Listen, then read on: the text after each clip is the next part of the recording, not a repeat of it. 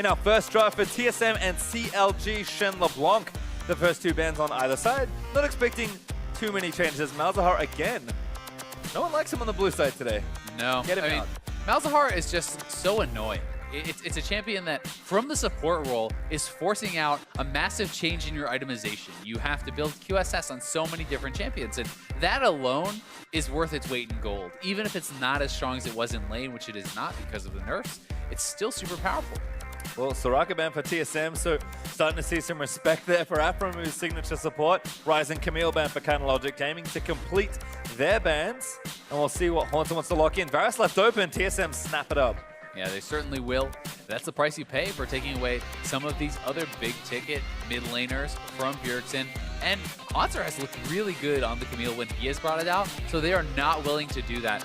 I think it was actually in CLG TSM that we did see Haunter play it into Darshan on the Poppy, and Darshan had an atrocious game into the Camille. It was rough. And poor Styx, they couldn't get anything done because Camille was consistently diving the backline and taking him down. First pick, Jace though for CLG. There's a Riven Flash from Xmithy. Don't expect that one today, but you never know. Maybe Xmithy's saying, you know what, I can be a carry jungler. Let me get in there. Hey man, I could see who playing something wacky, but I don't think we will see it. I would be interested to find out if they're going to be willing to lock in Aurelion Sol first round because it is left open. Typically, CLG does leave it for the later part of the draft because there are specific matchups they're trying to avoid. I think Graves here is a big pick for CLG and makes a lot of sense. Smithy, his best jungler in my opinion.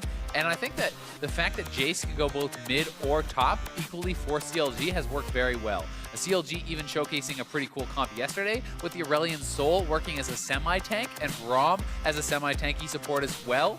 That kind of made up for the fact that they have the Jace top lane, and it worked really well for their composition. Well, here's the straightforward Rengar pick for TSM in reaction to that Graves, but both teams getting a lot of what they want here in the early stages of the draft. Bjergsen going to blind pick Syndra, not willing to let that get banned away from him. Very interesting. I mean, Bjergsen with a pretty bold call there. They will be leaving their top and their support for later. I think that Biofrost could be targeted somewhat in the picks and bans with this, but that said, the guy has a big champion pool, so they're not really giving up a lot to leave these picks to the later half of their draft. And CLG now has to decide, do we match now or do we risk being targeted? I mean, I think they have to take an AD carry because there aren't that many left, so they'll secure Jhin now for themselves. Stixxay has looked good on more of the traditional carries. You look at Ashe, you look at his recent Ezreal games as well, but I think Jhin, of the utility market, has been Stixxay's best looking one of those. So I do like this pick as well from CLG. Definitely fair to say, and we're ending up with this kind of triple marksman composition once again. Where do they get their AP? Do we see something drafted like the Zyro or some sort of top lane AP champion and a full damage composition coming in like a Rumble? We've seen some different options there, but it certainly is a composition that can go awry, especially because TSM has not drafted their top lane yet. They could very easily pick into a Maokai or a Nautilus or something like this and stack armor. And look, TSM is saying, we think that's top lane, Jace, by starting to ban away mid laners here. I mean, Echo can flex as well, so haven't seen that one in a while, but it is possible. CLG on the other side are going to ban away Renekton here, and we'll see if they continue going after top laners here, which may signal something like that Rumble for Darshan potentially. Yeah, I mean, who he is a tough one to ban out. He really does play a lot of different stuff, like the Echo, like the Aurelion Sol, even picks that aren't as popular. Plus, he plays all of the meta champions here too. I think the CLG ban of the top laners makes a lot of sense. You don't want to allow them to have a super comfortable tank in the top lane. At least if they go for the Maokai, yes, you are powerful later, but hopefully you can be abused in the laning phase. Maokai certainly had a dip in power on this patch, did get some pretty significant nerfs, so we've seen a lot of teams just ignore him completely in recent drafts this week. TSM though with their final ban, do they want to take something like the Rumble? They do. Yeah. Smart ban from TSM. I think it makes a lot of sense. If CLG were to go for a full damage composition, then Rumble would make a lot of sense here. Stixxay, of course, hovering his favorite champion. It is Warwick. But we'll see what pick they actually decide to take out here. We might see them go back to what they kind of did yesterday. Grab a tanky support, grab an AP mid laner, so you do have some sort of initiation, some sort of play like that. But they are now opting into an essentially full physical damage team. That is a decision they have made with the Poppy. Yep, they want to tank instead in that top lane, so Poppy is their pick. Ponce are actually taking off quite a few champions here. Camille banned, and then Renekton, Nautilus, and now Poppy pick. And with Shen being banned on the other side, Tonsa drops all the way down to 5th or 6th pick here for top lane. But Maokai's kind of the obvious one. He has dropped in popularity, but still seems fairly solid, particularly if you're just going into a tank matchup. Yeah, exactly. Maokai into Poppy is fine. This is a winning matchup, in my opinion, for Poppy now. But how much can you really win that kind of matchup by? Unless Poncer is doing something ridiculous, opting into awful fights, you can't really snowball that kind of a lead that much. So this will be a game where CLG has to push the pace. They must be able to end a game like this very quickly or be very ahead before Wild Turtle, you know, he's sitting in the back poking you out, and you have a Maokai and a Rengar supported by a Syndra who are stacking armor. Yeah, and you've also got Karma to add extra shields in there, Redemption Locket, etc. I do like the bronze from CLG. They kind of need to know they're going to have to get scrappy. They've chosen the top lane tank, so they kind of need to team fight. So they're going to take more of a team fighting oriented support there in Braum. But TSM's comp looks really good. And one nice thing about the Braum support with the triple marksman is that you almost instantly proc the passive stun in the team fight. So that is very powerful. You can block out stuns. You can block out damage coming out from the Varus with his Qs, with your Unbreakable. So there's a lot going for the Braum pick. But this is just very clearly a game that is on a timer for CLG. If they are not doing well in the early game, or even honestly getting a very big lead, I'm talking like 5K, then they're probably losing this game. Well, we'll have to see what TSM can get done, because I think Sven and Björk can also make plays in the early game, so it's not like TSM are just waiting for the first 10, 15 minutes and letting the game come to them. So tightly balanced here for CLG. They've got very powerful champions in the 3 marksmen they've drafted right in the center of their map, but TSM a bit more of a balanced comp. Curious to see kind of how the pace of this one plays out, but CLG versus TSM, the owners expected to go to 3 games. We expected to go to 3 games, I think, coming into it, and I'm sure the crowd would love 3 good ones. So let's start off with this one. And I gotta be honest, I really don't like the CLG comp. Okay. I think it's tough, and the more I think about it, the less I like it. Simply because you're talking about a team that needs to get a massive advantage to be able to close out a game like this. All right, you have Jhin Braum into Varus Karma. That is a pretty hard losing lane, in my opinion. You should be losing that lane. Okay, you have Poppy into Maokai. Is the Poppy going to be this massive advantage that you get? I don't really think so.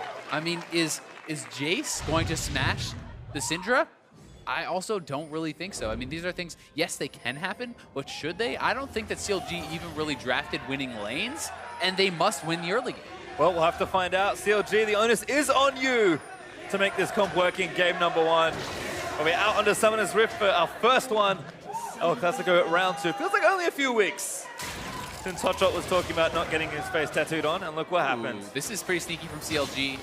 They are getting around behind here. Frost, got to be careful. Q is going to hit.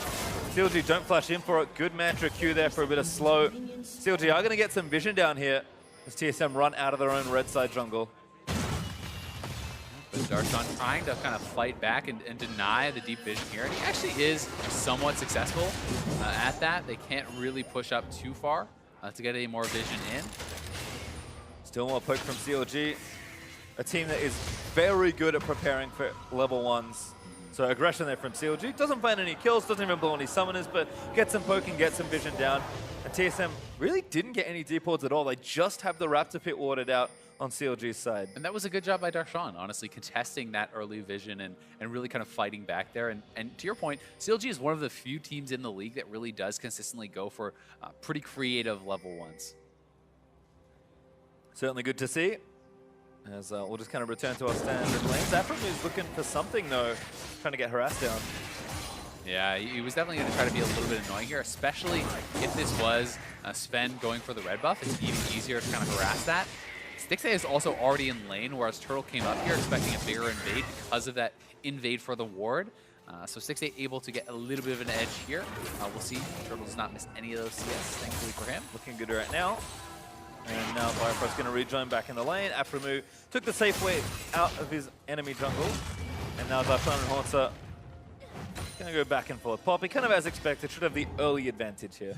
Yeah, one thing worth noting, actually, is that 2 times in a row now on the Braum, it's actually coin for Aphromoo, which I like quite a bit because he is playing into matchups he knows that he should be getting pushed in.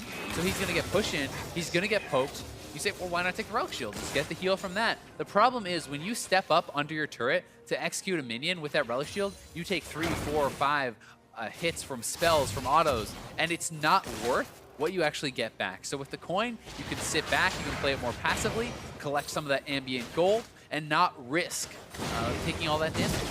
Good bit of early poke there from Bjergsen as Svenskeren having a long drawn-out battle with the blue buff, but yeah, the jungler's very good at calculating this sort of thing. Sven gets the double buffs, hits level 3, and now going to hit his first recall. Would have been a little bit scared for him. He didn't already have 3 stacks of his empowerment there, but he is going to be okay. And Darshan pushing in top lane. Everything's going as planned, and even though CLG did get the lane earlier, B6A was able to kind of get that early level 2 to slow down the push a little bit.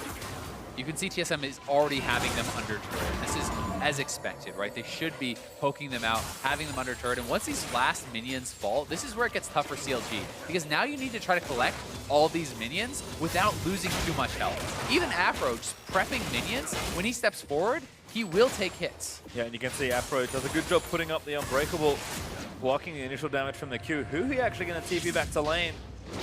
That is a strange buy. Charm. Interesting. Yeah, that is really interesting. I guess the only thing I could say with that is he has a little bit of extra gold, and he's saying the investment for the mana regen is worth it for now. It's either that or a misclick, and I'm going to give him the benefit of oh, good gank timing from McSmith. He might go for an early tower dive here. He's on the Gromp right now. Haunter is pretty low. He's coming up too, actually, so they're using that TP. They are going to try to snowball it. They know they need to go for something, and they're setting up for the dive. Haunter trying to dodge it. Eats the first Q. Darshan slams him into the wall, and there's first blood for Smithy. Nice job here from CLG. They knew they needed to get something done there. Haunter not even going to blow the summoners. Does get taken out. But now Svenskeren and Bjergsen are going to try to zone Huhi off of this mid lane wave that is crashing into his turret. It's actually a very big wave. He needs some help to get back there because Huhi's losing quite a bit. Sven's also caught out of position now as well. Good stun onto Huhi by Bjergsen, but Smithy and Darshan are chasing into the mid lane. Svenskeren eating a bit more damage, trying to dash away. Flash creep from Smithy tries to get it. Darshan barely misses the carry to the wall with the flash. Really close stuff there. Afro even coming up now, getting behind Bjergsen here. It's a party in the mid lane. He gets tagged. Oh, CLG always have something prepared. Good stun from Bjergsen. Oh. Doesn't get the passive proc. That knockback was so key from Bjergsen. Beautiful stuff. Knocks back Afro as he flashes. That would have been the final hit. That would have been the all-in. Really good stuff. Darshan did hold on to his flash though. That dash barely missed into the wall. So we'll have that summoner. Haunter held on to his as well, knowing that he was dead anyway in the top lane exchange. He didn't really have opportunity to flash anyway. Stun again from Bjergsen. Damage just piling on here from the Syndra, but Bjerg low on mana and no lost chapter to play with right now. Went back for a very early cloth armor, probably because he knew 4 people were coming to his lane.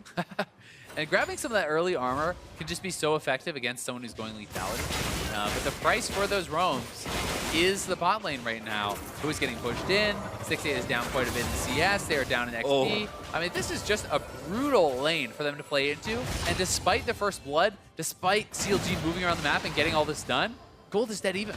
Yep, Haunter back in top lane. Both top laners did actually teleport their way back in. Timers will be slightly desynchronized. But double door on for Haunter, trying to kind of get through the rough patch of the early lane. And it looks like Darshan looking for a quick Spectre's Cowl. Makes sense, given all the magic damage out from Maokai. Finally a reprieve in bottom lane, though, for CLG, as TSM are looking for their first recall. And there's a Serrated Dirk and the tier for Turtle. So first buy is a good one. Yeah, it certainly is. Already almost 20 CS ahead on that Varus, which is just for 6-8 and Afro.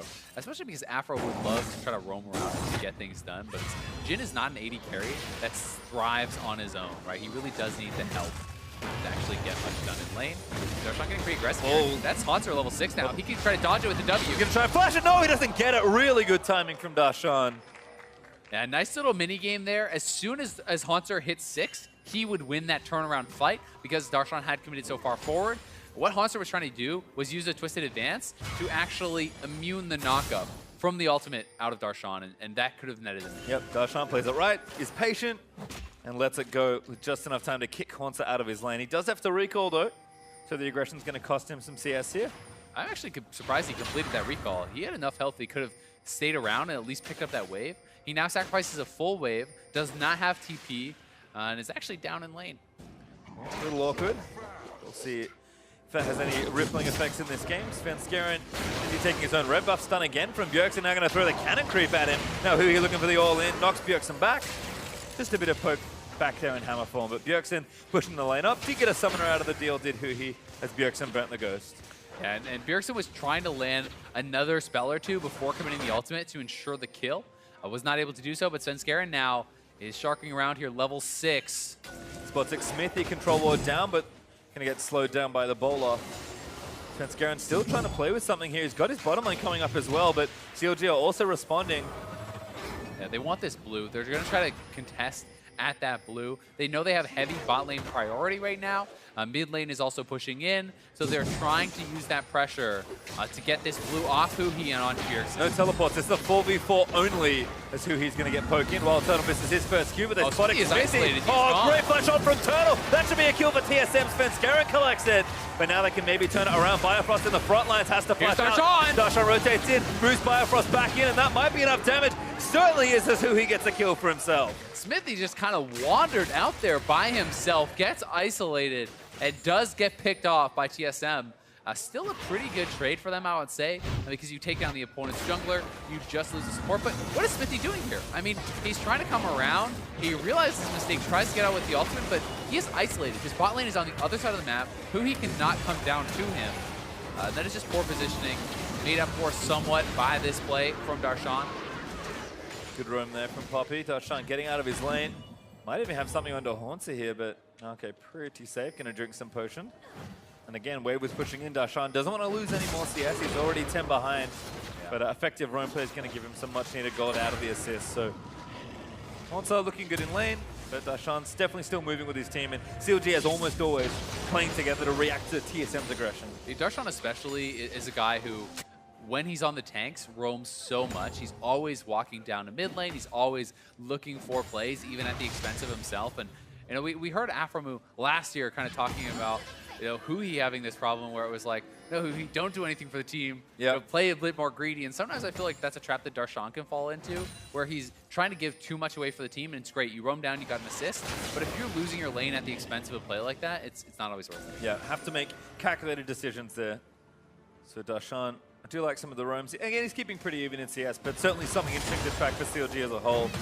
But the thing is, there's a lot of minions to collect here for Haunter, so you will see that lead develop a bit. And when this is supposed to be a lane that you're winning and your comp must win early, it starts to look a bit more rough. Well, 2-1 up in kills for CLG is kind of winning early. Going to get an Ocean Drake potentially here as well. Svenskeren is in the area, but I don't think he fancies a steal. And a good Drake to have here, no matter how you slice it. CLG will take the first one. Yeah, early Ocean, definitely the time you want to grab that. It is really, really nice. Against the poke of Varus, that's going to be quite helpful, and they're looking for a play here on the bot side. Speed up from Biofrost. No flash on Turtle.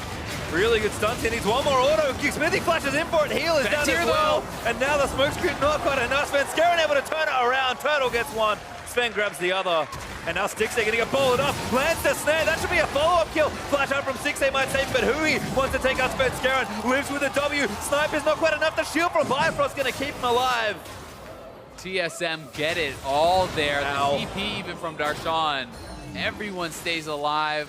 They get a kill onto Smithy. Did the classic top lane standoff. Everyone TP's down. Both cancel the TPs at the same time. So no one joins in, but let's watch this one again. CLG with another good collapse here. Yeah, they do have a pretty nice start to the play, but Biofrost is able to delay so much here, and they really don't have the damage, right? Once the exhaust is onto Graves there, and the shields are coming out from Karma, they can't actually finish the play. Stixay is far away, Rengar comes flying in, and it was just very well played by Biofrost to keep his AD carry alive, and then the turnaround, Huhi just barely missing out there. Another good shield on the end from Biofrost. And you can see the poke from Jace, not quite enough.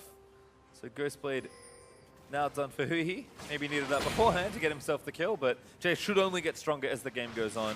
Bjergsen, on the other hand, does have a Seeker's Arm Guard, so fully aware with the refill and the double Dorans that Jace is very good in the early game, but now he's building into his own first item, lost chapter finish, building towards Morello Nomicon. And another thing about going for that Seeker is, all right, who's going to come and kill you? Okay, I'm going to get ganked. Guess what he does? Physical damage.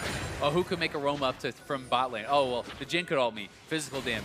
So Seekers is the most efficient item Bjergsen could ever build in a game like this. Even Poppy, mostly physical damage. So Bjergsen gives himself so much safety by building that one item alone, and Ninja Tabbies are going to be ridiculously effective. I expect to see Svenskeren complete his.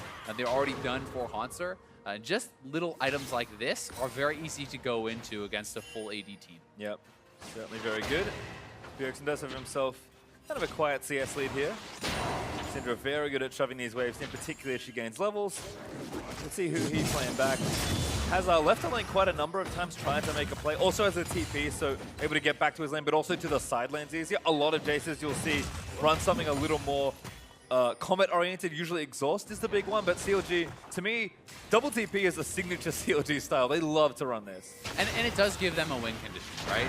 And the thought is, okay, Jace gets really strong. Even though our comp falls off, Jace builds armor pen, he builds lifesteal, he split pushes, we have double TP, that's how we win the game. That's essentially what they're saying with this spell.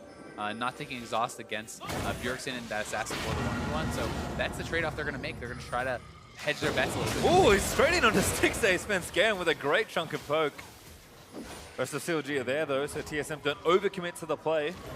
But Stixxay gonna have trouble really joining this play, and we'll have to recall. As a result, Turtle gets free time on this bottom lane, and all that pressure that's been building up for the duo lane finally gonna result in maybe a turret, but CLG gonna start the race here in mid lane. Should be first turret for TSM pretty comfortably though, and I don't think CLG can even get this one because 3 members of TSM are already making the move over. Juicy amount of gold there for Turtle, 650 clean on the first bonus turret gold.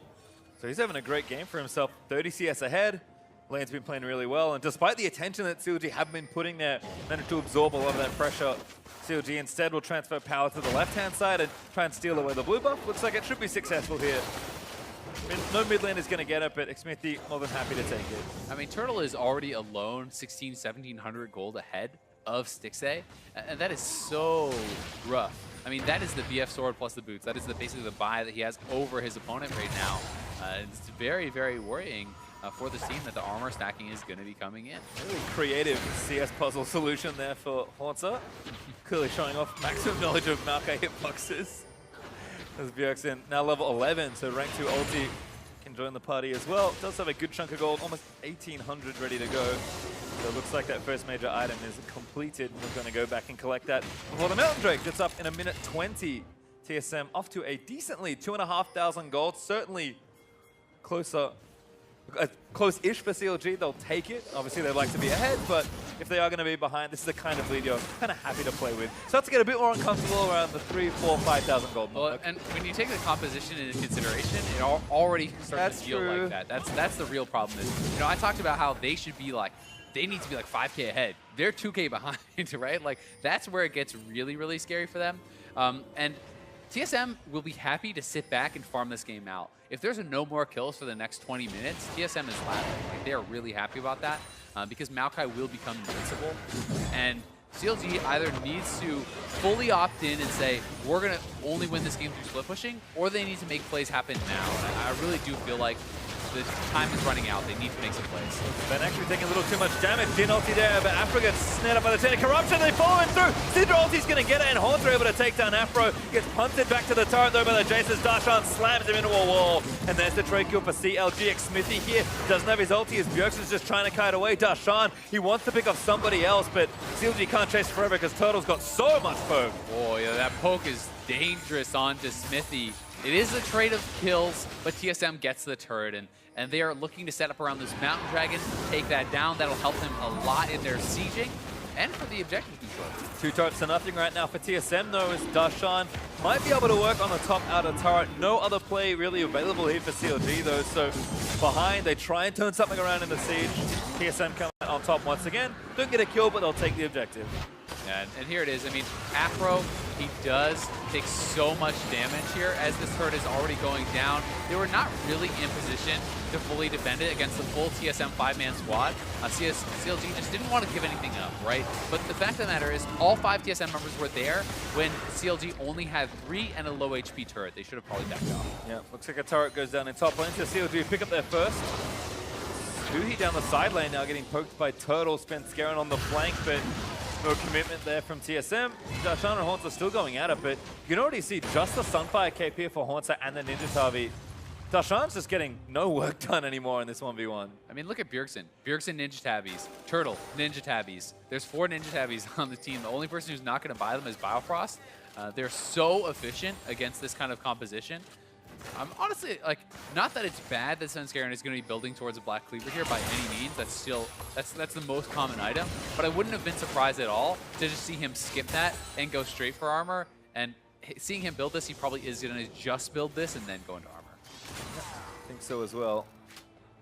You can see, again, CLG not quite as decisive as you would like to see. I mean, they don't have a lot of room right now. That's the thing. TSM's not giving you openings, right? You can't just force out of nothing, and that's why a comp like this is so problematic.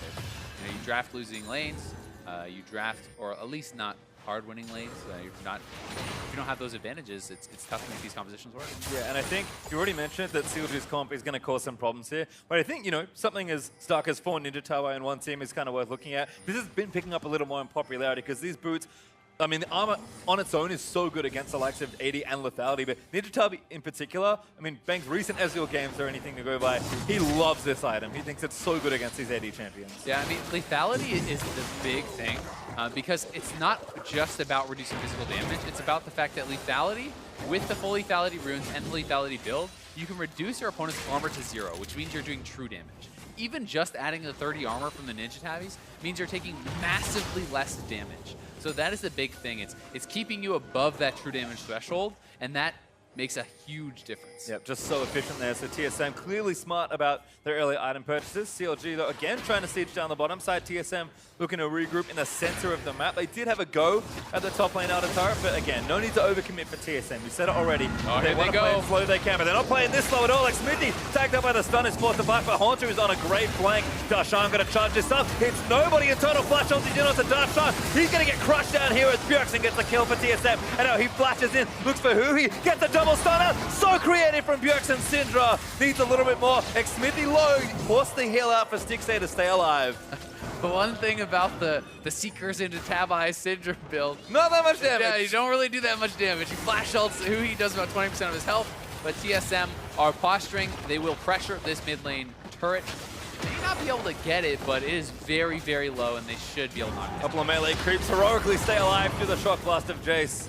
And TSM are able to take themselves their 3rd turret, breaking their tier 2 in mid lane. Gold lead, again picking up 4,000 gold now for TSM. And this top outer turret should be there pretty quickly. Svenskeren is already here to start off this play. And CLG is sitting here wanting to be 5,000-6,000 gold ahead at this point, and only with 1 turret.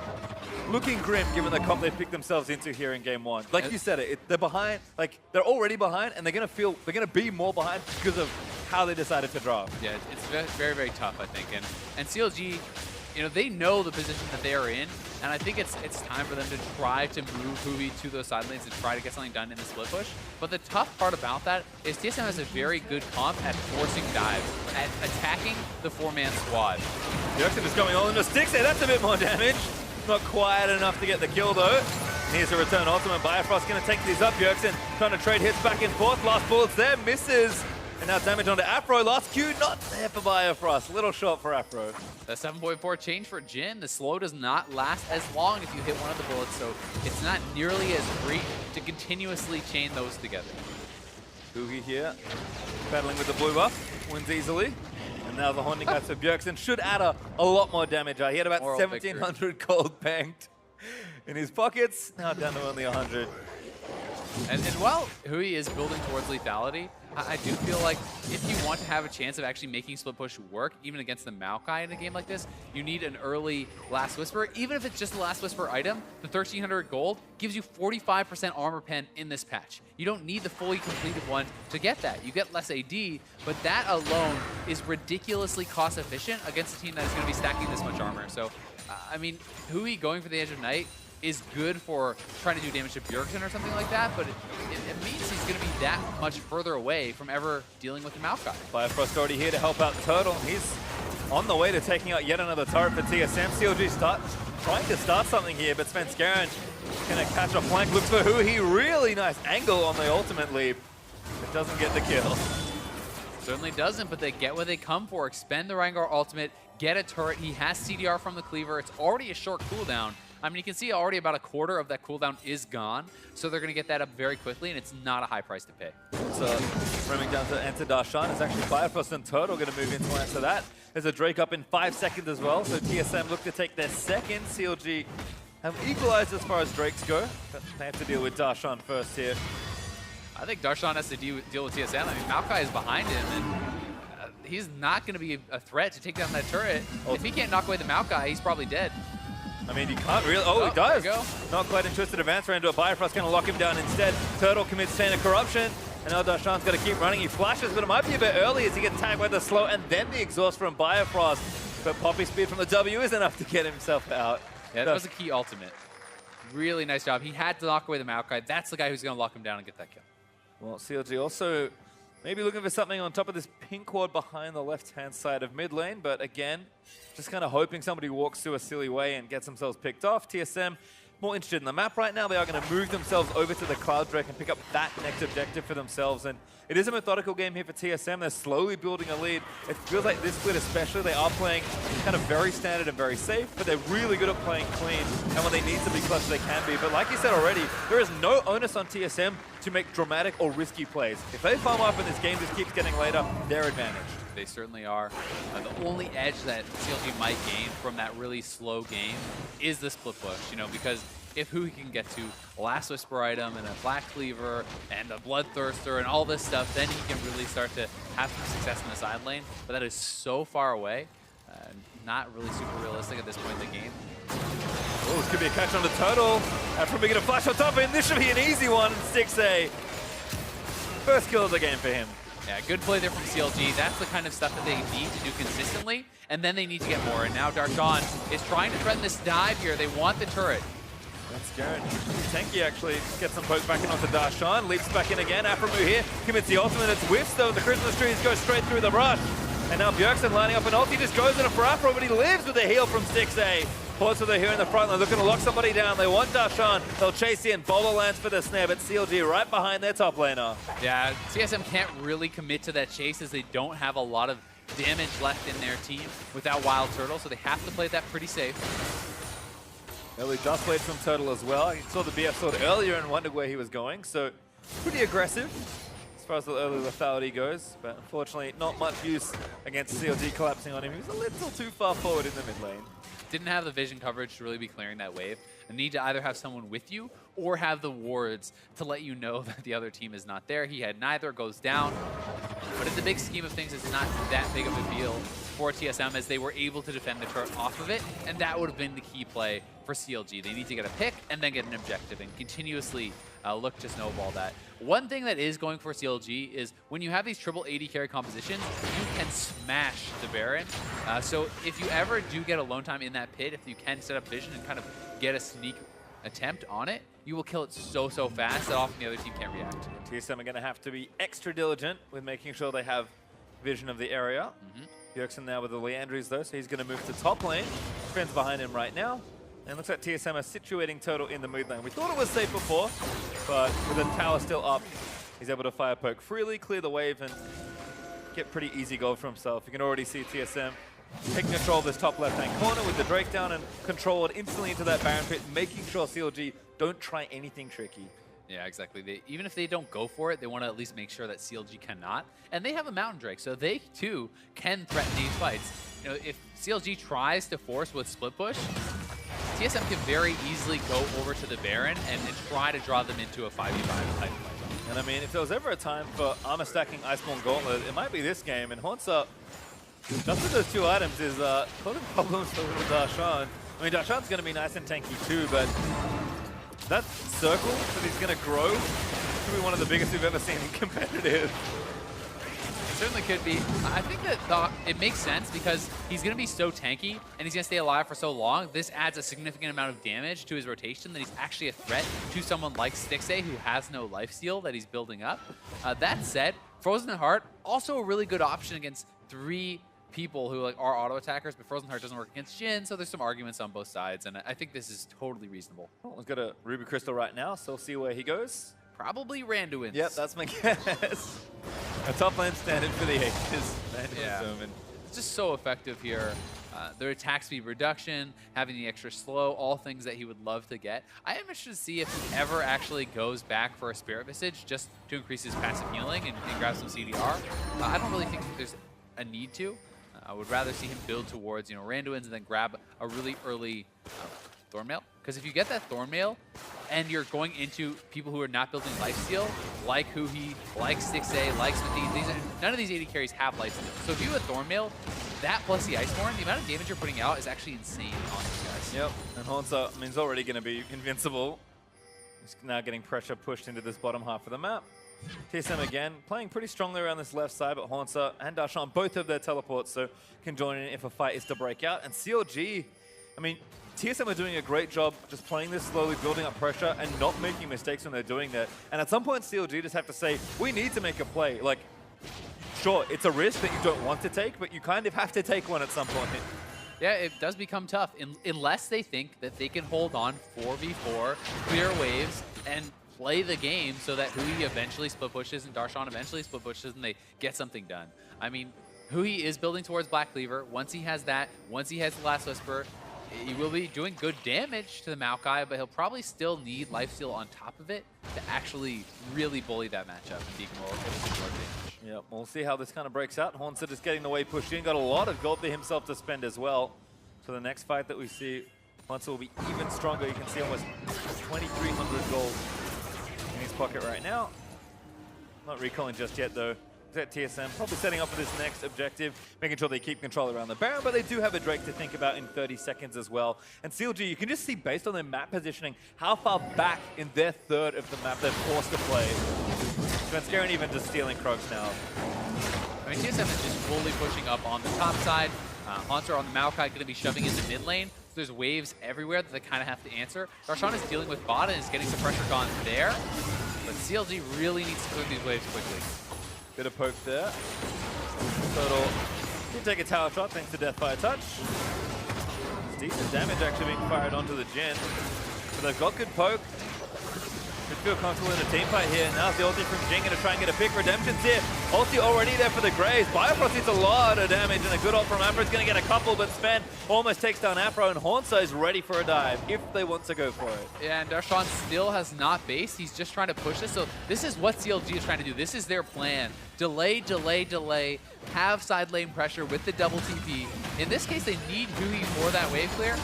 And TSM could get this turret here, very likely. We'll see if Darshan comes up. To be able to take it and do sticks, they barely misses out on getting stunned. There's a teleport from Darshan. Right to the Baron pit. Well, that is far. I don't think he can do much with this. He's actually looking for Svenskeren. He does have his flash available, though. I think Sven is out scot-free. Certainly is. The rest of TSM should follow suit. And it's just a tower trade there. CLG expended so much to try and get something done. Now they rush the Baron, though. The bases were completed. We talked about how fast they can kill this. Do they make the call? They have to go. It's a threat, and CLG, they're going to do what they can, but if Svenskeren stuck around, he's going to see them instantly. Teleport from Haunter goes in. He might just flash in and tie them up as long as he can. Sven is waiting to try and steal this. Biofrost as well. Ulti up from Poppy. Svenskeren leaps in. No, he kind of gets put by Darshan. Baron over to CLG, but TSM are going to wreck the team by Haunter. Takes out Afro move. And Darshan, he's trapped in as well. He's got a Guardian Angel. That's a huge amount of gold to have to give up. But CLG, they got the objective they wanted.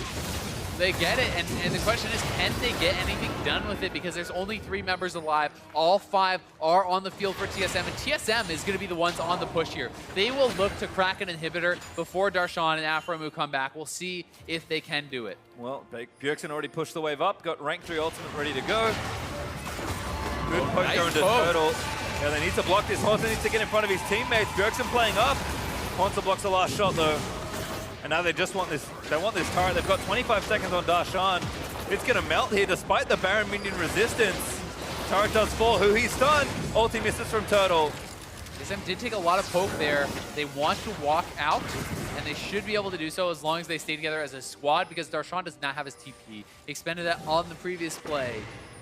And TSM will get away, knocking down that inhibitor turret. Nice Scryer's Bloom going to spot all 5 members of TSM, but Mantra Shield's going to get them out. Stixay's trying to solo push onto this turret, but he needs a mini wave to help him out. Huhi checks the brush, but TSM have booked it a little further north. This is where we find out, is the Baron worth it for CLG? How much can they get?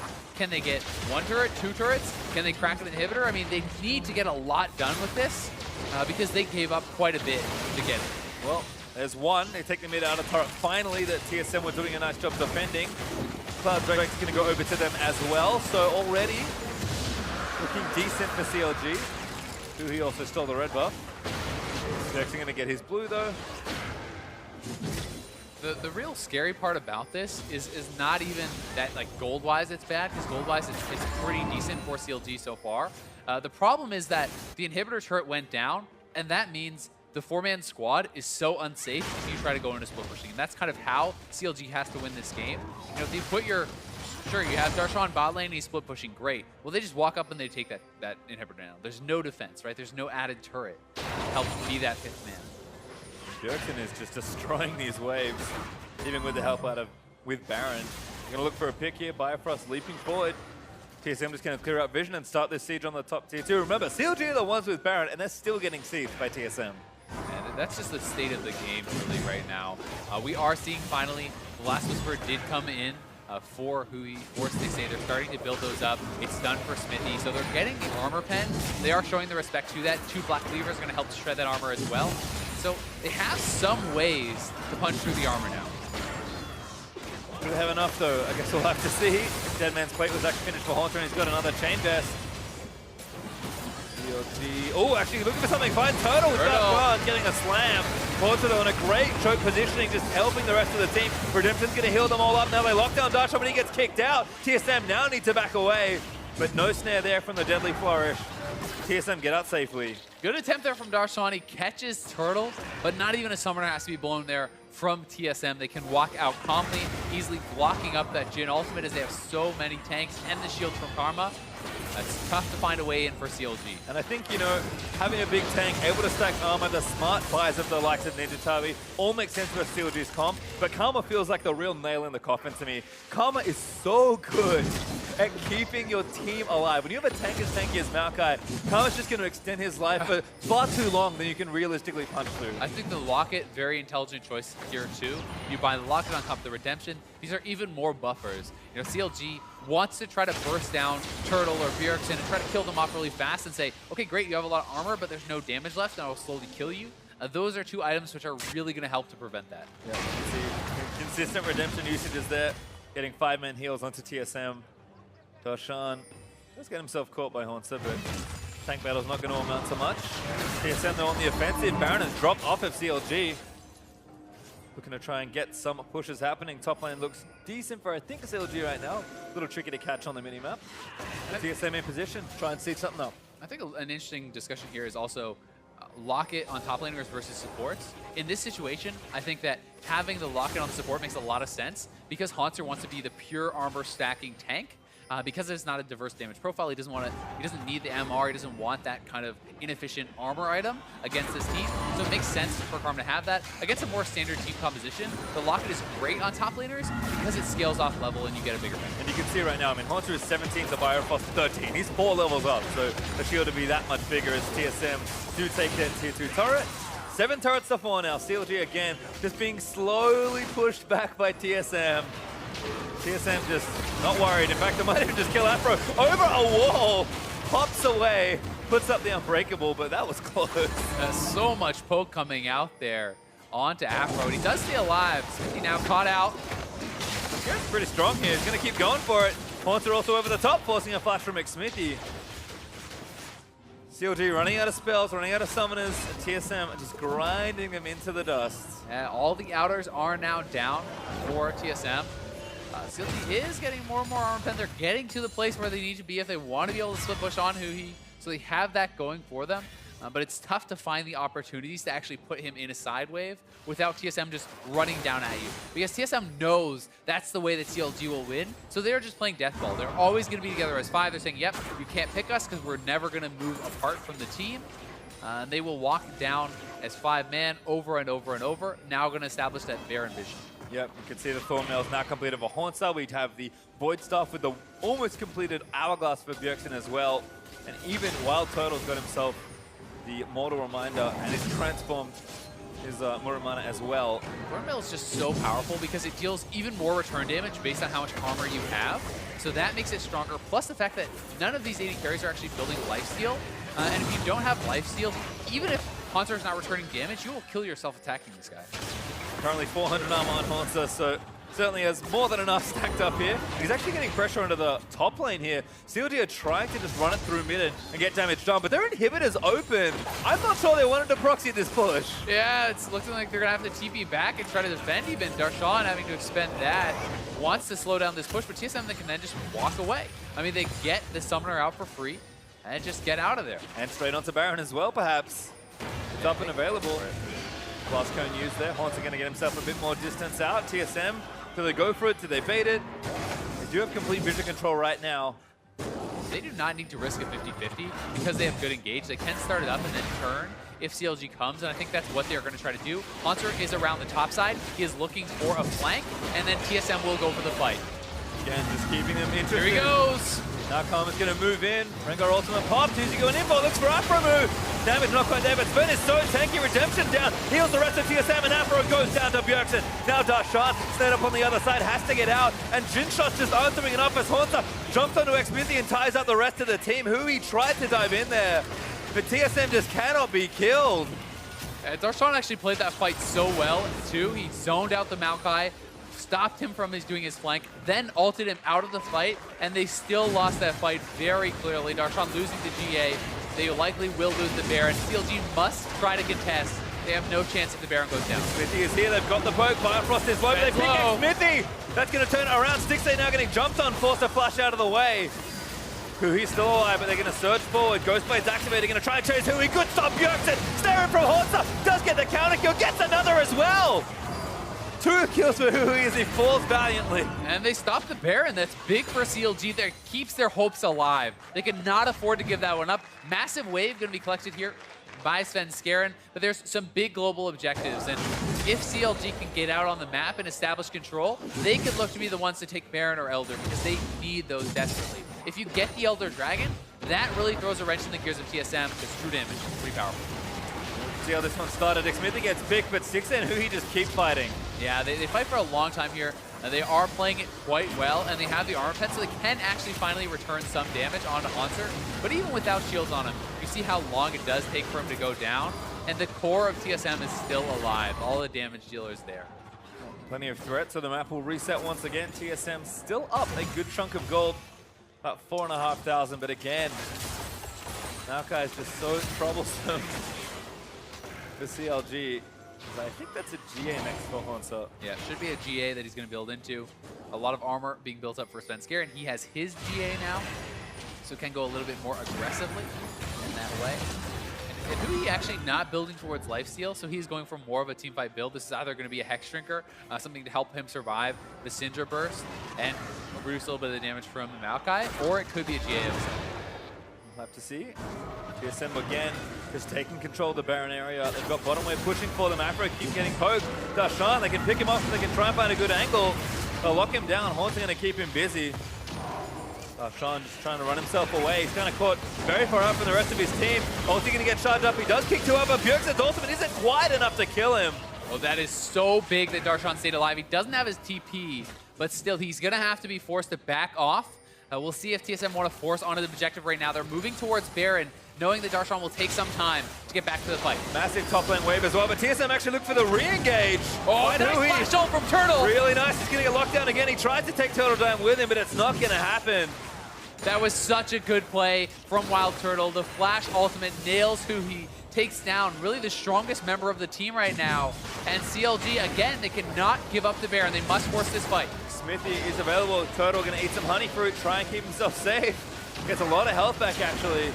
Smithy has been known for his Baron steals. He's got a lot of objective steals over the years to save CLG. TSM can't mess this one up. They might lose too much if they do. Ult from Afrom is not bad, but Darshan's still caught. He's going to get finally taken down. Bjergsen on a rampage. And they'll go right back to it. Now Darshan is out. It's only 3 members alive.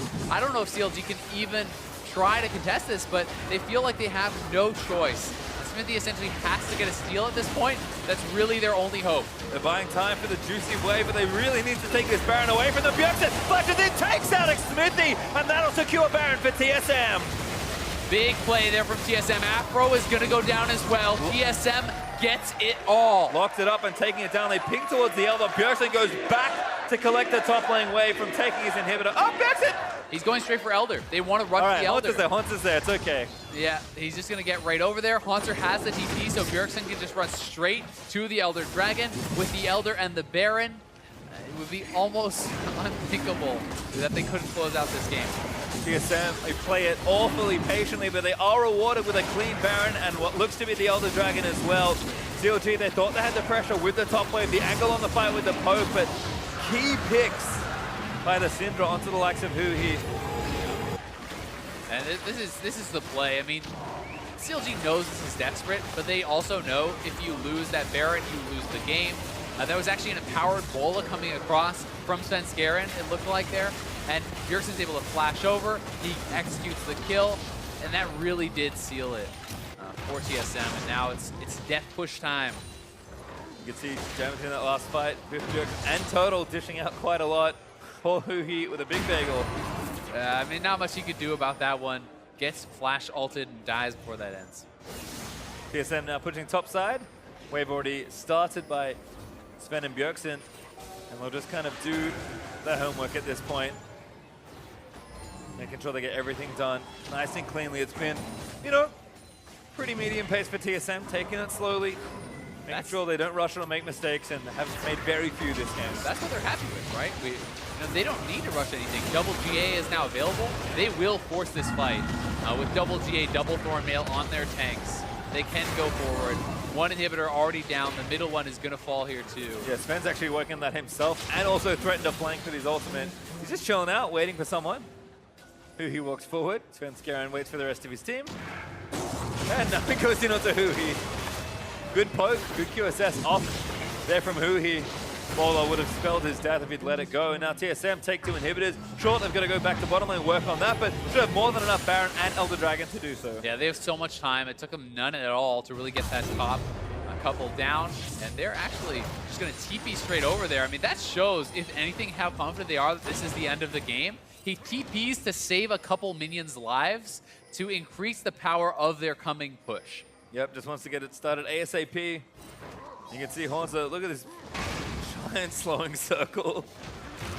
465 armor for Hansa. I mean, the amount of damage, return damage on the Thornmail is pretty insane. So every time you auto-attack Haunter, you take 92 damage plus 15% of whatever your auto-attack deals. So if Jhin is attacking him, the Jhin actually takes more damage from that attack than Haunter probably does. Well, Hansa is going to move forward. They're going to try and take down this turret. Should melt here under the power of TSM. And CLG, you have one last play to make to try and salvage this first game. I think their one last play was 25 minutes ago, Pastry. I think so as well. A little bit inevitable. Sven dives in. Sunplan onto Afromoon. They're just going to take the inhibitor. Darshan, ulti's going to miss. Now Darshan going to get ulted by Turtle. Jin's going to open up. Sven and Haunter are going to tank this, and TSM just going to walk the minions in and take down the Nexus. Yeah, this is not much CLG can do. They will fight it out here at the Nexus, I'm sure, but hard to see them taking down TSM. TSM already looping into action, going to try and take one Nexus turret down. They do get it. Darshan looking for Firefrost. They're just going to lock it all down. Afromoon almost dead as he wades through the chaos. And now TSM just going to work on it. Haunter leaps in onto Xmithie, going to try and take him down. Still not dead. Twisted Advance going to keep him alive. Darshan diving to the backline. Now dead to Total. Goes unstoppable. And TSM is going to pick up a few more kills. Svenskeren leaps in onto Stixxay. That Turtle slammed him for the double. Nexus exposed, and TSM win game number 1 as Haunter doesn't even die. Leaping into the fountain. Takes an easy one for TSM.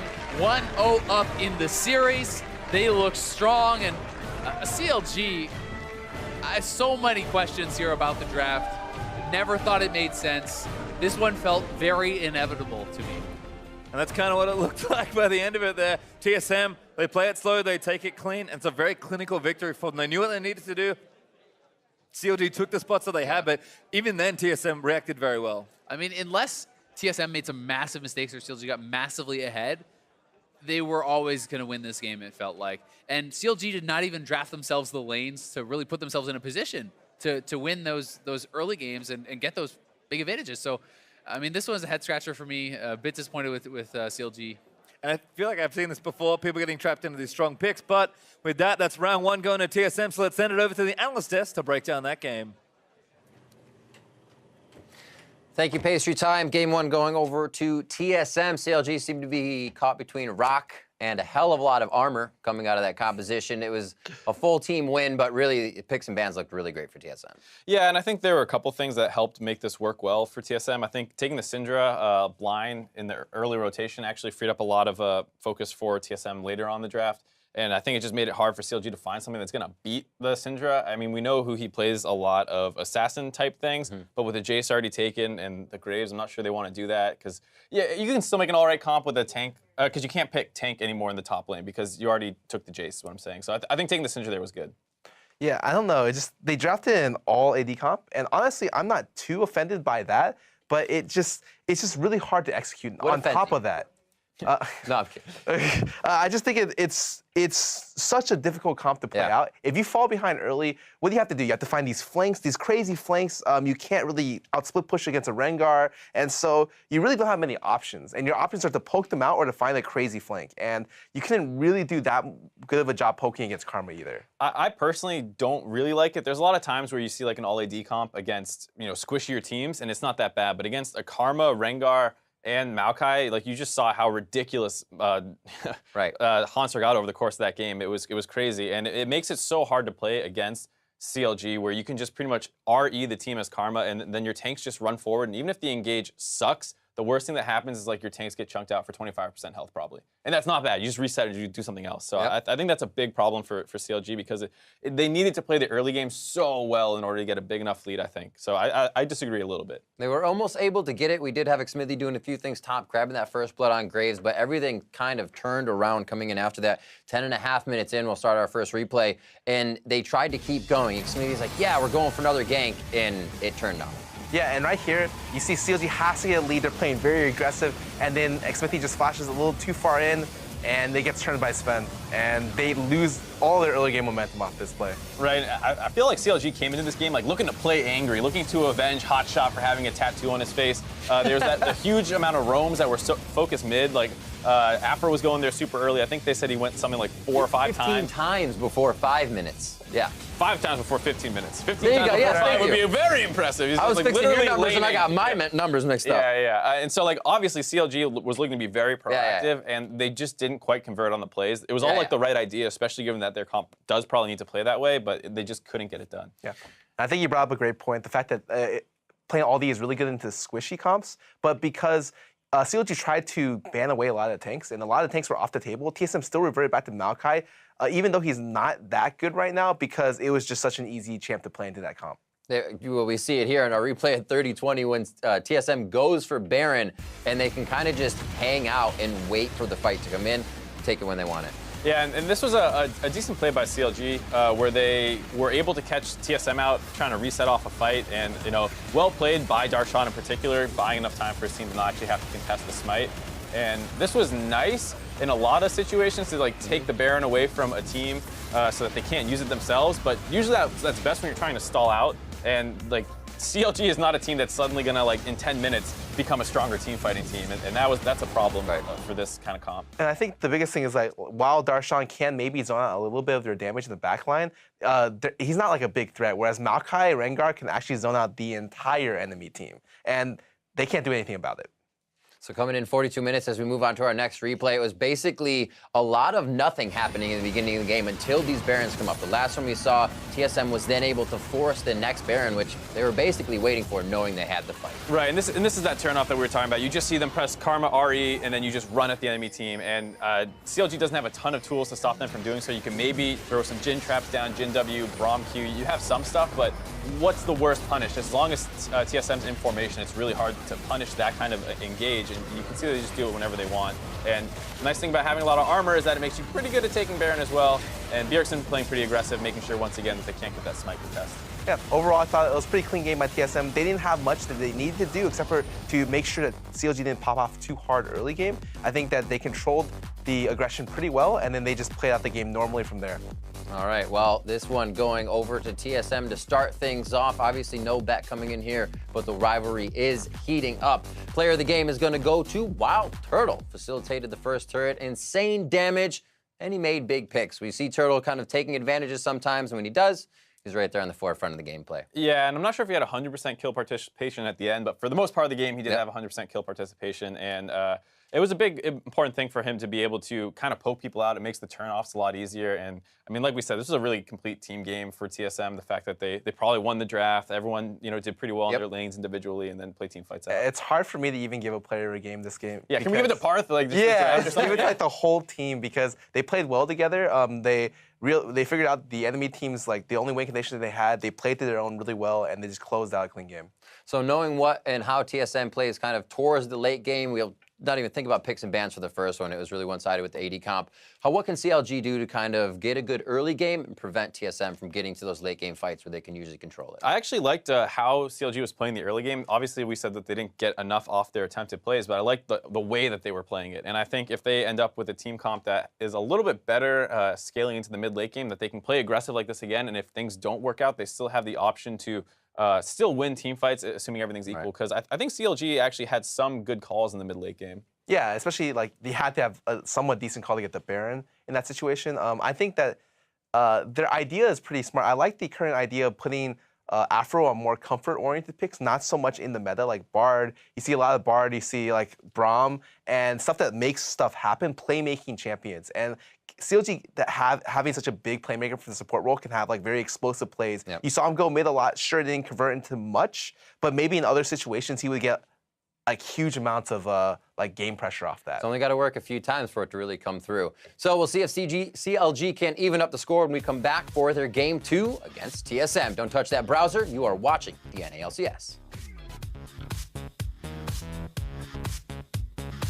We will be starting soon, so hurry up and save that page. No, save the f***ing page, Vincent. This is like the slowest room page maker I've ever Hurry, seen. Vincent, it's giving me anxiety. The room page It's fine, maker. guys. If I don't have this page, it's fine. Trying to dodge it, eats the first Udo shot, slams him into the wall! And there's first blood for Smithy. Smithy flashes in for it, heal is down as well. And now the smoke screen not quite enough, and Scarin able to turn it around. Let's go, let's go, let's go! We got it. Finish, and we're gonna turn down, okay? Kill Rengar, we're gonna turn. Grab us that. Jen! They flash down, they flash down, they flash down. Okay, kill Poppy, go mid. Kill Poppy, go mid. Bjergsen flashes in, takes out Smithy, and that'll secure Baron for TSM. Big play there from TSM. Afro is going to go down as well. TSM gets it all.